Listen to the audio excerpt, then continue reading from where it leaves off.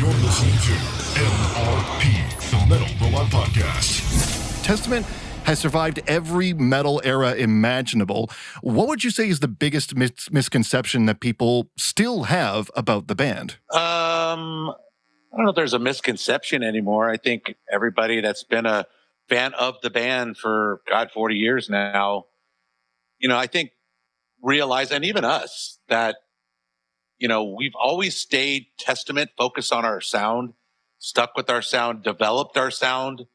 And then funny thing is, the last two records we did, we found a new way to expand our writings, the way we write songs. We came across something pretty unique where the last record and this record, I really just took the music Eric gave me instead of trying to arrange them with him, which actually made me as a vocalist really in an uncomfortable situation trying to sing over riffs that I wouldn't really pick. Really? But they Okay. actually made for a better record when I then wrote the songs and sat back and listened. I'm like, you know what? I used so many different layers of voices because I approached them individually, and I wasn't really challenging Eric what he's given me. I was just doing my best with what he was giving me, but it really made for a better song. And I think we really hit on something trying to write songs this way, and the success of Titans, and then what we did for the Parabellum record, like, wow, that's the way we're going to do it from now on. It just feels right.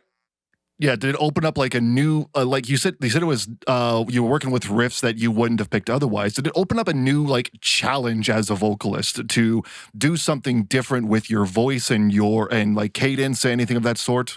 Yeah, I mean, like on this record, I use 4 different textures on the songs. Like I would give the songs, like when we write these songs, we don't rehearse them as a band. They don't hear the vocals till I record them. So nobody knows anything until they started getting demos from the studio.